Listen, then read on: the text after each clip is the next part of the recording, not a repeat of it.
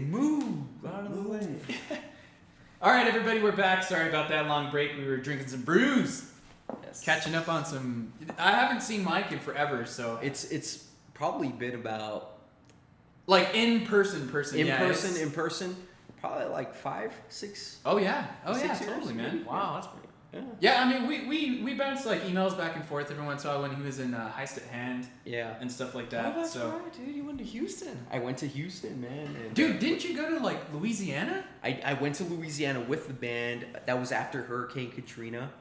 You know, we got jobs out there doing the hurricane relief, and that's how we funded a lot of our band shit. And after that, I went to Phoenix, and about three years ago, and that was it, man. I came back here. Yeah. I remember I saw you. I was like, "Where's the long hair?" Yeah, man. Like I had fucking hair like I was in a '80s fucking band from butt rocker style. Yeah, no, I remember that, dude. And that's weird because when I first met you, I had some friends actually, dude, who lived on the east side, and they would see you and they thought you were me because we had the same style hair with long fucking chops and shit. Yeah, dude. Chops. Yeah, some fucking chops. You told me a story. You told me a story one time. Remember when we used to play the Peanut Gallery? We used to play all those old venues back in the day, and your aunt saw me in the newspaper. Yeah, and like they thought it was you because you were also in the newspaper. Yeah, like recently. Yeah, it was man, it's pretty intense, man.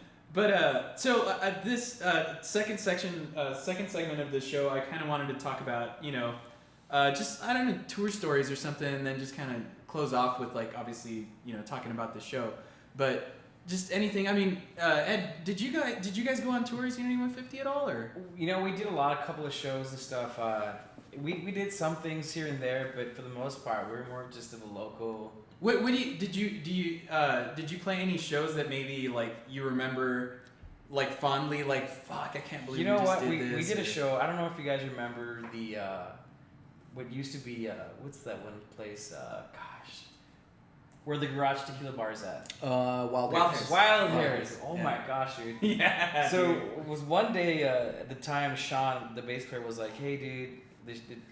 What band was this? UND 150. Okay, all right. So we never played Wild Hairs at all whatsoever, and he's like, "Dude, I know this guy there. We can get a show. We can just jump in."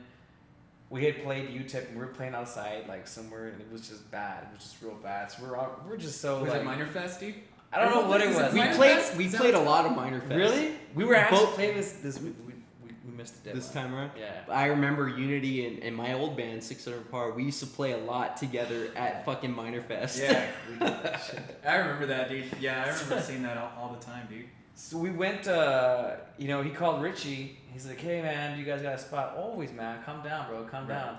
So, I mean, at the time, you're young. You got all your friends with you. They don't have any kids. No one's married. So yeah. You got somewhat of a following. We all went out there, and it was crazy. It was fun. And then our friends even before Broadway came into town. Right. So we were going to play the next day. They ended up playing a show with us there. And, man, it was just one of the best shows I ever had. Because the sound was so shitty, but everybody was so just having a good time. Yeah. So it's like you think of that and it's like, man, this is great. Like, if you can have this and this is what it's worth. Like, yeah. Oh, yeah. This is what it's worth. Like, it's not about the money. And, of course, money's good to pay the bills and all that stuff. But at the end of the day, man, if someone says, like, "Hey, this song, man, is fucking awesome. You did a great job with this." And it makes me feel, well, and you know what? I think that's the cool part, too, man, is that, that's the whole point is you're going to have shitty shows. Yeah. You could be on a label. You could be fucking, Pantera, whatever. You're going to have some shitty shows, Your guitarist gets shot and shit. Nah! That's fucked up, dude. That's fucking dick. No, but you know what I'm saying? You're going to have some shitty shows. Yeah, right? We did have them. You have to look you got like 2 or 3 people at the show, but nonetheless, man, they come out and they're like, "Hey, I want to buy your CD." It's like, fuck yeah. Yeah. It's worth it. It's worth it. And they understand the concept of everything. But anyhow, that was, to me, it was like one of our best shows. Wow, man. It was fun. It was fun as shit. And I think the next week, you played with us afterwards. Oh, really? Yeah, you opened up the show. It was crazy, man. Yeah, I mean, I played a lot of shows with you as Lipstick in there. Yeah. Wow, man. You remember what show that was? Not in particular. Like, fucking, what was, I mean, Lipstick played every show, anywhere, anytime. Yeah, I totally did, man. Fucking, there's one shitty ass speaker and everything. Yeah. All my sound relies on the PA. Dude. We were just talking about the Regal Beagle. Remember that venue? Yeah. Like, oh my god, venue bar. You know, yeah, like, seriously, you know. man. And you know what? When I played there, I always for the most part try to rent my own PA. You know, because again, a lot of my stuff relies on the PA being as best as it can, and if it doesn't, I mean, you know, just everything falls to shit. But what about you, Mike? Like, what you remember any shows? Even just like not even the royalty, man, because. Just in case you guys don't know, I mean, Mike wasn't an original royalty member. I mean, when I ran sound at the House of Rock and Roll, Right. you know, royalty is a completely different band. Right. The royalty, like, we, you know, the band really, like, came into its form, like, maybe about a couple years ago. I wasn't one of the original members, but ironically, like, I played in bands with all the other guys, like, prior to the royalty. And, you know, I recently joined the band, like, maybe about a year ago. A little over a year ago, and you know, it's been a crazy ride. We've been all over the country, you know, more than a few times, I think, at this point. And one of the funnier tour stories that I have is that recently, actually, you know, I backed the van up to our drummer. I don't know if any of you guys remember, but we had to cancel our West Coast tour. Sure, you saw him in the back. I mean, I didn't see him, but I backed the van up into between his legs. It was a huge ordeal, and like we had to rush him to the ER, and we thought we broke his leg. That was recently, and for those of you wondering why we didn't play the El Paso date at we had a free show at the Outlet Mall. We had to cancel, and you know, we didn't play that show because of that. So did you guys play the Tattoo Fest though? We did. We played that last week. It was a great time. We played with Glassjaw and like the Bronx from LA. You know, more recently, like I went on tour with the Bronx in Australia. They hired me to fill in with the mariachi group that they have. So nice. it was. I've had a busy year with the royalty guys. We've toured all since January to March. Had some time off. I did the Bronx thing, and then like I came back, and you know, we did the summer tour, which we had to cancel. Like the half, we went out for 2 weeks, so we had to cancel the last 2 weeks, which was the West Coast tour. But we've had a lot of good times, a lot of good. I mean, it's been great for us. Like we've been having a ball. You know, all the other guys, like we're right now we're working on a new record, so you know it'll be available next year, beginning of next year, hopefully. So that's as far as the worst and the best tour. I think it was recently where I damaged. It was my fault. Like I damaged his leg. Well, that's because what you guys don't know is that Mike here has another project coming up, and that's why he wanted to bust his leg to give himself enough time to fucking get that project out, dude. Yeah. I'm working on a new project. It's me and my boy from Phoenix, working out some kinks for a new thing. It's very exciting, very different, and we're gonna be hopefully ready to play in December.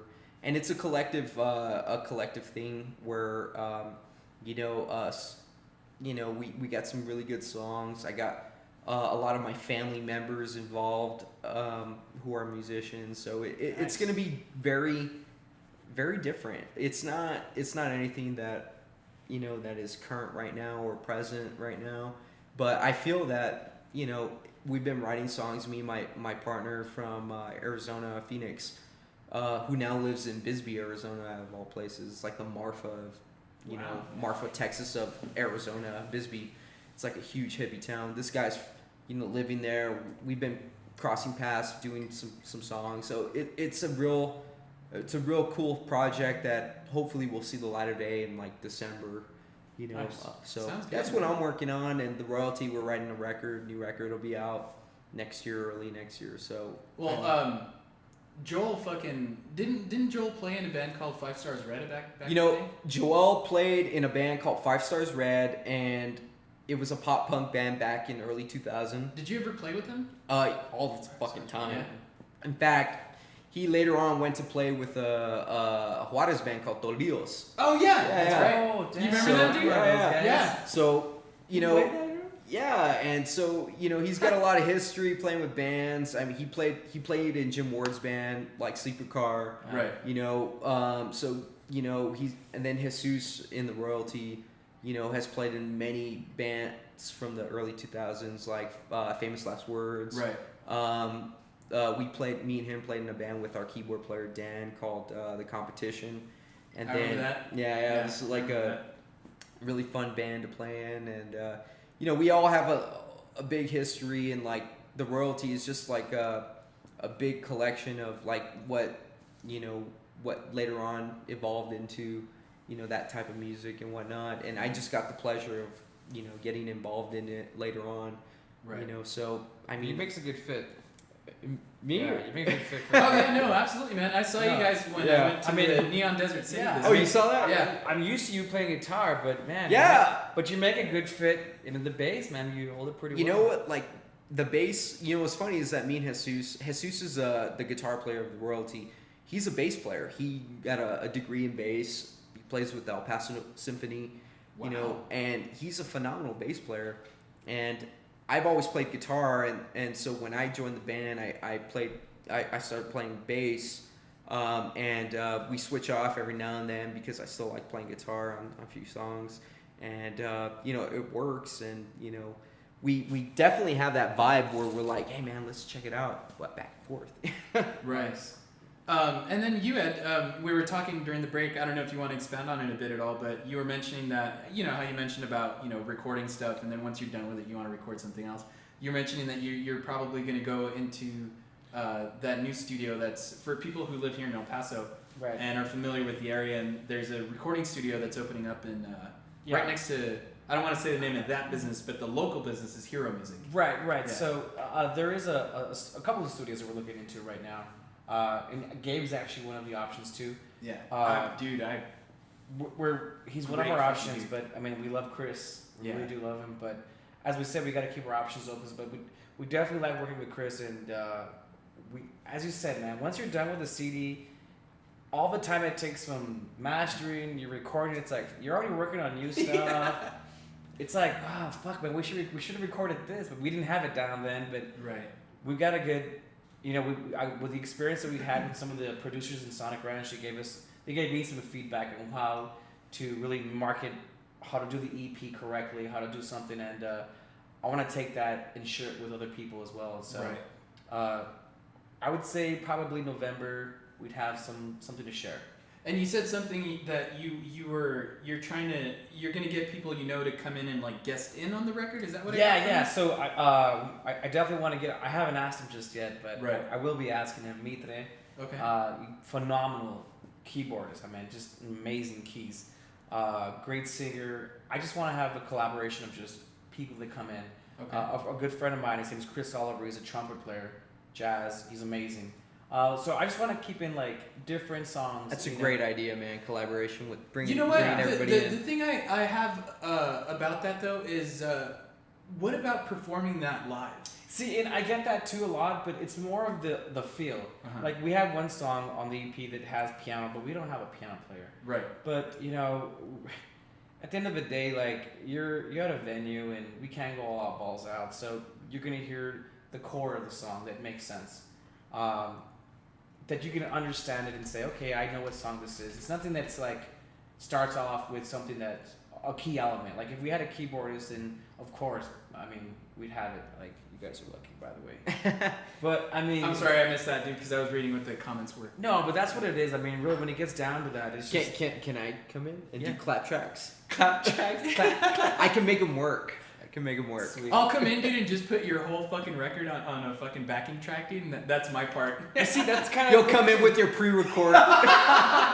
Yeah, dude, that's fucking awesome. That's kind of what I kind of want to do and have it. So, and here's my marketing niche with that too, is that you've got a list of friends that you follow. You've got a list of following that you follow. So it's enabling us to get our name out more. Oh, I'm playing on this one single on November with Mikey. He's playing whatever he's playing. He's playing a guitar riff on this Right. one thing, featuring Mikey on the whatever. So at the end of the day, it's like I'm always thinking marketing niche. Okay. Even though I like him, I care about him, he's a good buddy of mine, I like the way he plays, I'll But utilize you're that trying to till- find how to branch it out a little. Yeah, Absolutely, So, yeah. so with everything like that, with like me today and everybody else, there's a marketing niche with it. Yeah. So Okay. in terms of always recording, always think about something that's gonna prolong, Right. the talk, because the talk will end eventually. Right. You know. I wanted to point out because Daniel's actually been asking questions this whole time too. He just wanted to say that as a new member of the music scene, I want to say that this is really awesome. I'm really learning a lot. Wow, that's And- awesome. Nice. Man. Yeah, I'm glad he's watching it, dude. Because Daniel is a guy I know from my day job. I call it that because it's just a piece of shit. But he's in this band called Kilo and the Dude, and it's him and this other dude. And when I saw them, they played a lot of covers, and they did. If I remember correctly, I think they did an original or two. But we talked about this last week, where I'd like to get your guys' opinions on this because what do you guys think of bands that are cover bands and bands that are like bands? You know what I mean? Like original acts. Yeah. Yeah. No, go ahead. See, the thing is, like, okay, so my cousin, he's from St. Louis. He just moved back in, right? And he's like, dude, I love your music, dude. I love it, man.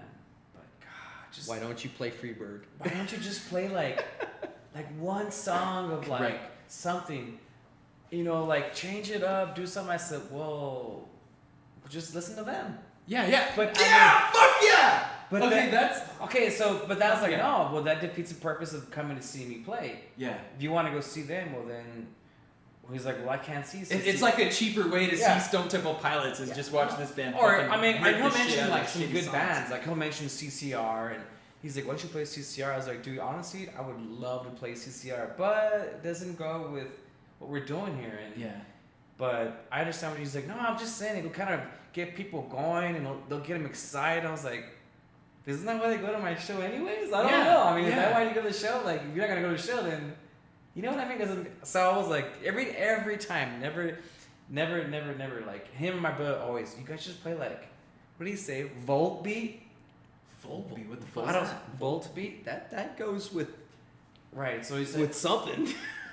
it's a band. I don't know. It's I don't something- No, it's some band. It's like a top 40 band. Oh, okay. They're like really big. I think they played Kelly Q a couple of times or whatever. So I'm like, Volt beat. All right. Or some. I don't know what they're called. Right. But I'm like, we'll go listen to a local band. You know, like, Yeah. I think, like, in my opinion, like, cover bands are the reason why I learned how to play. Like, Right. I played in a cover band when I was, like, 12, 13. Well, I mean, You to know, start to learn you to know, play your instrument, honestly, you play songs. But here's the thing, like, there's bars and there's venues that catered to that crowd that Right. plays top 40 songs. I mean, Right. Right. I learned every fucking top 40 song, like, from 99 to, like, 2001. You know what I mean? That's when I played in a cover band to learn how to play. Right. And I loved it. It was great.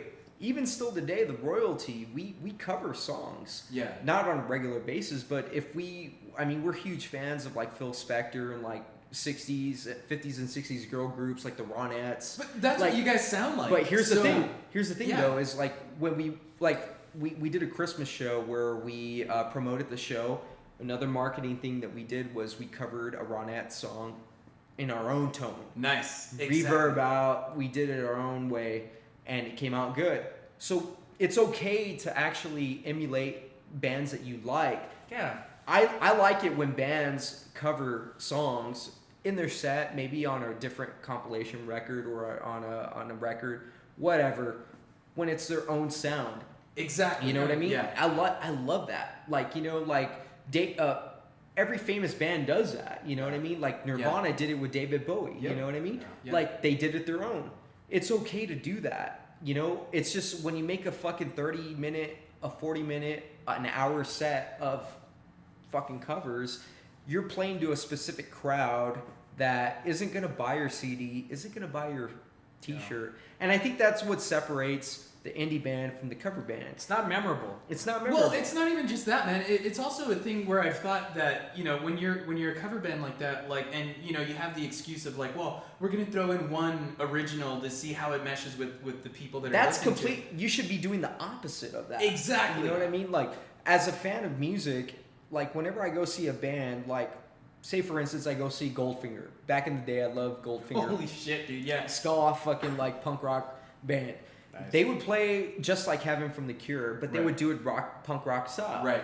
I fucking loved it. Yeah. But just think about the reality of it is if they played 40 minutes of fucking Cure songs, Yeah, like, it shit gets old. it's like I came to see Goldfinger. I can't. Right. But obviously they're signed. They're at a fucking venue where they play. They're supposed to play original acts. If they were at a bar that they were playing just background music, of course, play the fucking. But then covers. that wouldn't be Goldfinger. Yeah, Does that make It sense? wouldn't be. You're just It an wouldn't be the ambiance. same band. You're an ambiance. So you're not a I guess the performing point, act. Yeah. the point that I'm trying to make is there's a specific time and place for those types of bands, and there are valid cover bands. You know, I love the fucking Journey, the Kiss cover bands. Like the tribute bands. I love the Yeah. tribute bands. Yeah, but I love then it. that's a difference also, man, because then it's a tribute to a band you respect or whatever, and your whole set is that. You know what I Right. mean? That's fun. And that's I kind of love like that. a whole. Every different musician loves that. conversation, too. Every musician has a favorite band. If they showed up at a club where that fucking band was playing the fucking full record of Metallica's Kill 'Em All, you'd fucking be down with it, and they Yeah. pulled it off. Yeah. You know, it'd be rad. But you wouldn't remember the band. You remember them as Metallica tribute band. Yeah. You know what I mean? Yeah, and that's what And I'm that's saying. fine. Yeah. That's fine. But it's a different fiesta. Yeah, Yeah. and I agree with Mike. I mean, every doing like one or two songs. I mean, even with the CD release, we did the Smiths' Big Mouth. Yeah. You know, That was some shit, we dude. did it our own style. Fuck yeah. But it had some. I mean, he does it a little like feminine, but we had some fucking Yeah. balls in it. Yeah. But I mean, it was fun, and it was just like, okay, guys, it was just something to switch it up. Yeah. And then we're back on track with our own stuff, and Yeah, that's kind yeah. of like, you know, I think the same thing with you. Yeah, let me tell you, man. Royalty, we love covers because we get to do them our style. Yeah. You know what I mean? We love bands that have came before us and done it right. You know, and you know, all of us have such a broad range of like our taste of music that we're like, hey man, let's do that. Let's do that. Right. You know, Right. you know, there are some gigs where we need to play 2 hours and we have the material to play 2 hours, but it's like, bro, like we want to play like fucking like a cover here and there. That's cool too. Right. It doesn't take away from our sound because we're doing it in our version. Right. Right. And I think that's fine. Yeah. That's totally fine. Yeah, totally, man. And I agree. that's why I'm saying that's really cool, because that's the whole point, is that I think the people who do say, you know, they're gonna be a cover band and then just throw in an original here, they're afraid of just fucking doing Right. their thing. And it's honestly, like, every band that I've ever been a part of, we've always covered songs because we wanted to get good at our instrument, especially when Yeah. I was younger. yeah. Well, I was gonna say, You because know, when I first saw you guys at Six right. Under Par, you guys played a Green Day song that I would never have heard anyone else cover. You know what? Honestly, and it was fucking awesome. we covered, before we started writing songs, because we were like 12, 13 years old, Yeah. we were playing Green Day songs. We Yeah. were playing Blink-182 Nirvana, songs. Bush, all that Nirvana. stuff, yeah. We were playing all that shit, and you know what? We pulled it off pretty well. But then it allowed us to understand chord progressions, Exactly. understand guitar Exactly. tones, Yeah. guitar distortions, what amps to use, what amps not to use. So when you cover other people's music, you learn a little bit about equipment. You know, you learn a little bit about song structure. Yeah. Then you could take your influences and create the songs that are yours. Yeah. You know, whether they be an influence or not, sometimes they are, sometimes they aren't. You know, that is a huge part of the musician progression. You know what I mean? I mean, I didn't think about going as far as learning, you know, your music and, you know, different types of instruments. When I was a kid, you know, a relative from the family was working on a big deal and with El Adobe Records, and he just asked me to come with him. But that's one of the things too, is that get yourself in a studio. Even if you're just gonna listen in, hear the techniques, hear the stuff, hear the engineers, hear the musicians, or even just go and listen and see what you can, you know. Right. That's what I think is that as far as in terms of learning and chord progressions and. Well, yeah, and Yeah. that's why last week's episode, when I was talking to The Human Condition and Never Too Late, that's why I was trying to push them into like doing something with the, you know, recording and stuff, because without putting yourself, or you know, honestly, even just recording your practice and going back and listening to it, Makes you all the learn difference. so Yeah. much. Yeah. You know, it's like, oh well, this doesn't sound right, or maybe I should try this differently. That's exactly what we do, man. Yeah. We have a Zoom H4n. And yeah, the thing's fucking we phenomenal. record it and then we follow back up. This take was too long. Let's do this. Let's do that. Or it's like, you know what? That just sucks ass. Yeah. No, and absolutely, man. And you have to be able to see it from that third person perspective and just listen to it and be like, yeah, because you take a few days to step back from it, and when you get to it, it's like, what? Yeah. But even though, like, I will say, from what you're saying, like, there's when you create something and you're proud of it in the moment, you wanna actually don't actually go back. There's times and moments where you can go back and be like, that sucks. I hate the type of people that will create something. They create a song, chord progressions, they love it, they spend hours putting it together, then they come back the next day because they've recorded it and they're like, that's shit. Yeah. Scratch it. That's good, but if you're a young band, an early band, those are the times to put it out. Yeah. Because that is what means something to you, and that is what is going to allow you and allow others to see your progression, behind like, oh shit, like they did this, now they're doing this. There's an evolution towards the creative process. And I'm only speaking in terms of like what I do, because I sing vocals, and at the time I'm not even singing. I'm just like humming, freestyling whatever comes out. I'm Right, like, yeah, oh, totally. that sounds like shit. Or and I'll get some stuff from Mike Butch like, oh, you suck ass, dude. And I'm like, you know what I mean? So we're like changing things up, and that's kind of what I meant about, if we had the time to record it, then obviously there's some merit in this song that we're gonna keep it. Yeah. Absolutely, especially you spent 4 hours on it. Right. Yeah. You're gonna keep something. Yeah, because back in the day, like when I did the lipstick stuff too, man. Like, I go back and listen to that stuff, and I'm like, ugh, I can't believe I did that as a fucking separate. I have your first fucking lipstick record. So I did. And I still listen to it, and I'm like, that's good stuff. Right, and see, but that's again, the different part, outside party. Exactly, yeah. And the thing is, like, personally, I listen to it too, and I'm like, man, those are some good songs to me. But I still listen to the quality of it, and I'm like, oh, I could have done this. To grow, and that's what, and it's like an That's artist. the whole reason I called it Page One, is because it's the beginning of something, and then I wanted to see what I would keep doing. And I'm sorry, dude, I didn't mean to cut and you that's off, what it but- is. That's what it is, really. Essentially, you go back even to Unity 150, and you're like, man, I sound like fucking Big Bird or something. But you still, like, even at that time when you did record it, you're like, dude, this is badass. Yeah, like, it sounds good. So even now, you look back at what we're doing now, back in May, and it's like, oh man, we could have done something more, Right. But yeah, I definitely, I agree with that. Yeah, and that's why I always go back to, like, just going back to your old stuff and just putting something out so that you can compare what you've done, And it's and like, bottom line, like, even Dave Grohl said it best, like, who the fuck is Christina Aguilera gonna fucking say that this doesn't sound, rock? This isn't this. Who the fuck is anybody to say your music is not good enough? Yeah. Put it out. Yeah. Get it out. And that's honestly, that's really the only way you'll find out. It's exciting. Like, even today, like, I was, I was with my cousin earlier, my younger cousin. He's 24. And I was hanging out with him, and he was like, hey man, show me some of your early recordings. And I was like, fucking 99, 2000. Yes. And I was like, showing him the recording, and I was like, cringing at the fucking quality What of did he do? the Yeah, song. what did he do But then I started listening, I was like, man, that's what it was supposed to sound like. Like, 10 years later, like, my recordings are a little bit decent. Yeah. They're a little bit more progressive. They're a little bit more polished. Right. And the equipment got better, obviously. Yeah, we were talking about that. like, I guess it, as much as I hate my day job, it allowed me to get the equipment to do the stuff I can do now. Well, remember when we were recording back in 2001, 2002? I don't know about you, but I had a fucking Tascam, fucking 4-track. Yeah, Porta Studios. Yeah, the tape deck ones. Tape decks. Yeah, 4-track, motherfucker. You could you can import another 4 if you put in the other ping pong tape. them, yeah. Fucking bounce. And honestly, those recordings I still have, and I'm like, they sound like shit because of the equipment. Right, but and that's the thing, is like, you just look at it and you're like, wow. So, but I did this. So I did this. For the person that is recording on Logic, GarageBand, it's outstanding quality. Yeah.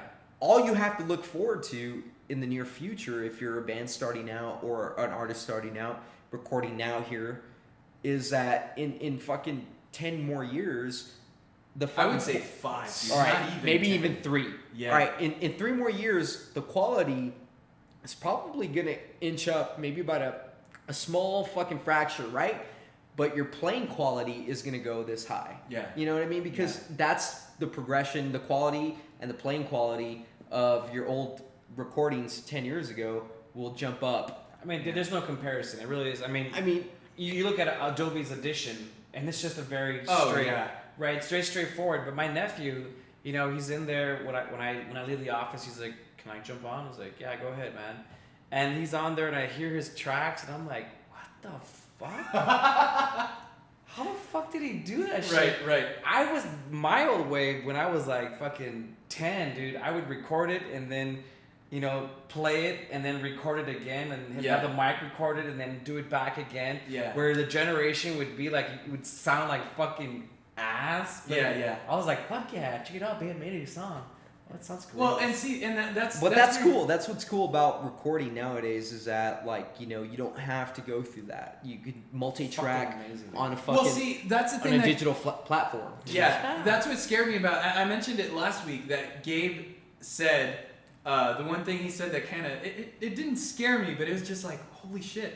He said the whole thing about, you know, the time of studios is dead. You know, like everyone can now just record in their And unfortunately, or whatever. that is the case because the fucking software and the hardware is amazing nowadays. Yeah. You don't fucking. But you still with comparison you still need with talent. You still need. You do. You know. You need those microphones. You can't. I mean, the microphones are factors. The engineer is a factor. The engineer, I think, is probably the biggest factor. I mean, by far, if you got an engineer and producer in one body.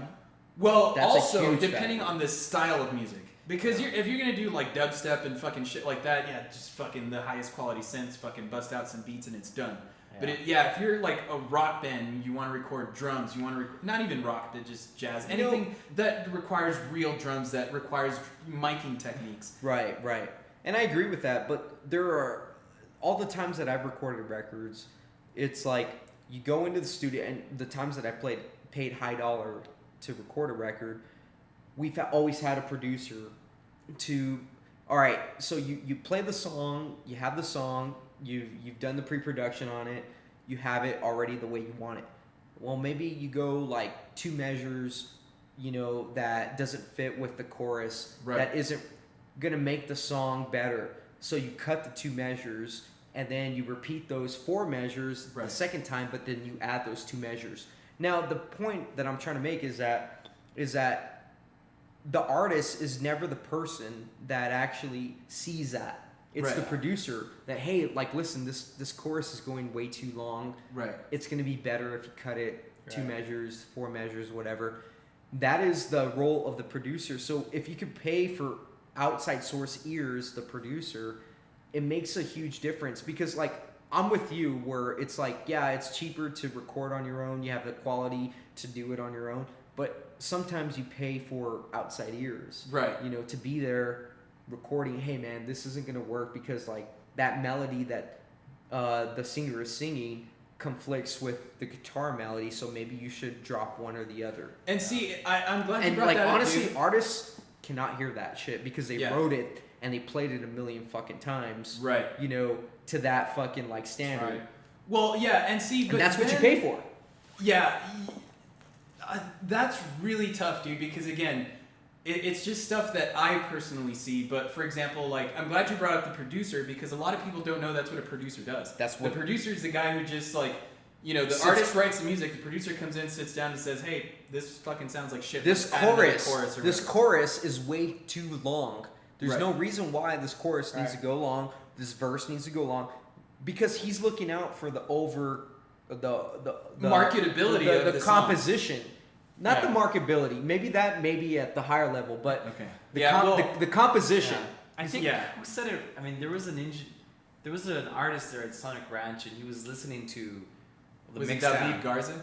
Yeah, it was David. Is it Garza. really? It was David Holy Garza. shit. It was David He's Garza. always there, dude. So he's there, dude, and then there's Rome, dude, and then there's the engineer, and I'm like, holy shit, like, oh my god, and I feel a little embarrassed, you know, I feel Right. like, and they're all just like, yeah, this is great, and then Dave's like, you know what? save somebody 15 seconds of their life and take out that extra measure. Yeah. That's 15 seconds of my life I can use taking a shit or doing something else. Yeah. Save me that because it's too long. Cut it out. Yeah. And I'm like, I didn't hear that. I didn't hear that. And it's like your ears go deaf, dude. Like after 8 or 10 hours, they just go. Yeah, they do. They go. It's something that like I've been in that same position. I'm like I want to fight the person who's telling me my fucking part here is not good enough. But then at the end of the day, when I've listened it to so many times, I'm like, you know what? Do I really care? No, because I know it's gonna sound better either way or not. Right. And he's looking out for your best interest. And he's looking out for my best. That's weird, man. And I know you have a problem with that because you're like, I totally do. It's not control though. It's just like, this is my vision. Who are you to fucking tell me this is the way it should sound? Fair enough. I want it to fair sound. enough. Some people operate like that. Yeah. Some people do, and it works out. Like, but for me, I know for myself that if a producer is there who happens to be the engineers, listen to the fucking songs day in and day out with me, says, hey, listen, you might want to rethink this. Are you open to this? You know, are you open to this? I'm like, that's cool, but there's a few ways he can go around it. He say that, you know, those two things, or he could say, you know what, we're taking this shit out. And either way, I'm like, I want to fight it, and I have fought it before in the past, but I've been disciplined enough to know that, listen, maybe he knows something I don't know, and maybe there's a reason why I'm doing this and he's doing that. Right. And you got to trust that fucker. That's why you have to actually pick the people, the producers, the engineers that you like, that you trust. And you know what? I think that's the whole point. It's not the control thing. I think at the end of the day, the compromise you guys both made has to be equal. You know Fair what enough, I mean? You can't go off of someone telling you to change this, and then you're like, I didn't want to change that, but I will. Right. Because then you'll regret it because you did not make that decision. Dude, but bottom line, all But musicians, just so you know, all musicians regret everything they ever done on a record. Yeah. You cannot go away from a record. Like all the experiences I've had, I've always gone away from the recording being like, I wish I could have done this. I should have done this. Yeah, I wish that guy didn't do gonna this. happen. Yeah. I hate this part. I love this part. And you know what? At the end of the day, I'm just like, I can't control everything. Yeah. No, I get you, man. Absolutely. Yeah. Well, I mean, is there anything else you guys wanted to touch on at all? No? I'm good. All right, then I guess we'll just finish up by obviously mentioning the show. The show is tomorrow, July 26th at Tricky Falls. That's 209 South El Paso Street. And it starts, doors open at 8. The first band starts right at 8:30.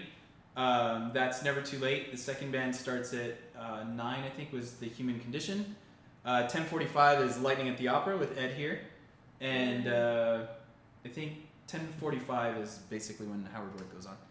And I do want to stress this. I am playing the show by myself. So if you guys have seen the Howard Work, and you guys have seen me play with the drummer and the guitarist, it's not going to be like that. I'm going to play by myself. And hopefully you guys dig the way I do it. These guys have seen me play by myself. I mean, so. I got to give you credit, man, because, you know, for us, it's like we were talking on Monday, like, oh, man, we need a trigger to trigger some keyboards in there. I was like, dude, how did fucking JC do it? What the fuck? That guy fucking like, let me tell you, drums and guitars and back in the day, how the fuck did you do that? 2002, 2003.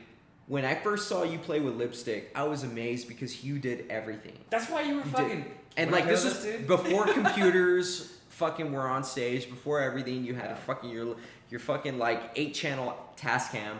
Yeah. It was perfect, man. And honestly, like people should check that out because it's a rarity that people get to see one person do fucking everything and write everything and perform everything. And I think it's something that a lot of people then appreciated and people now can appreciate. You know? I hope so, man. Because that's the thing. I was talking to my girlfriend about how I've always thought, and I think I've gotten this, is that whenever people used to see Lipstick play, regardless subjectively whether you like the music or not, a lot of people, it was very polarizing. You know, like they're like, who's this guy thinking he can do everything himself? Yeah.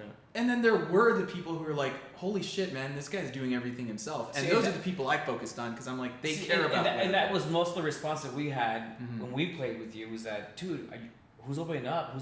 Who else are you playing with? Yeah. But- Is it but that it's- fucking guy but- playing the drums by himself? And he's fucking but like, just so everybody he's knows, fucking jamming out. just so everybody knows, it's not like a DJ getting up there or Exactly. like or a fucking like Right. you know a synth band getting up there and playing synths.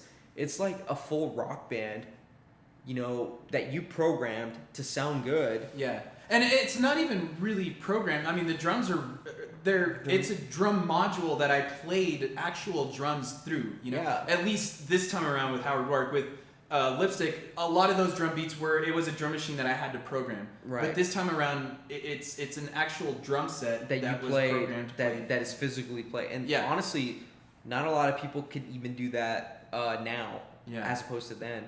And honestly, when I saw you, I was just like back in 2001, 2002. I'm like, dude, this guy is fucking It was rad. a lot Awesome, of fun, thanks, man. I It was a love lot the of fun. songs. Yeah. And honestly, like, you still saw the first record, right? Yeah. It's still my favorite record. Wow, Everybody's got to thanks, check it man. out. Everybody's got to check Good it out. shit, good Yeah, shit. I mean, because that's the whole thing is I am playing this show by myself, and it's a lot like that. Except, you know, I personally think as a musician, I've grown, and the way I perform stuff now is different because everything individually is shot out to the PA. So the guys at the mixer have complete control over what the drums sound like, the bass, whatever. It's a different. So different it's thing. I'm really, especially from people A I new guy respect, gave dude. there, too. What's that? A new guy Yeah, gave there, exactly. so- And Gabe's the guy who engineered basically the whole record. So I'm hoping it helps him out to have everything separate, you know. And I'd like to know what you guys think of that because, yeah, knowing especially you guys that you did see Lipstick back then and. I'm excited, man. I'm be honest That's with you. cool, I'm man. fucking Because yeah, excited. I go back and again, you know, you go back and you watch the stuff you used to do, and you know, you notice the things you're like, man, I really wish I could do this, you know.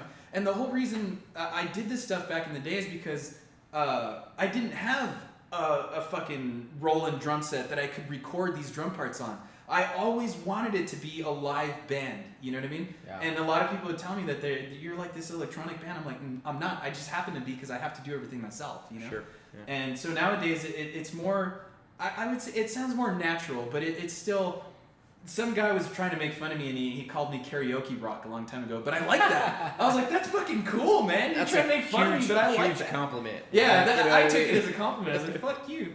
But, you know, it's fun, dude, and I have a blast doing it. That's all I care about. But I did want to kind of, I was going to say it's a megaton, but it's not.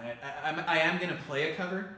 I'm gonna go off of what the crowd wants. Fuck yeah, man. But I do have a cover in the back that I'm gonna throw out. It's mellow. It's not, you know, fucking jump in your face kind of shit. It's and I also don't want to say what it is. I just kind of want to play it and see if people. Hell yeah. You know. All But right. yeah, I don't know. We'll see how that goes, man. But I'm stoked for the show. I'm stoked to hear you play, dude. I really and it's am. at Tricky Falls, dude. I mean, they got best of the best for this year, you know, and Yeah. obviously they should have gotten it every fucking year because the venue is awesome. Yeah. The sound great- is awesome. Great people running it. Like, you Yeah.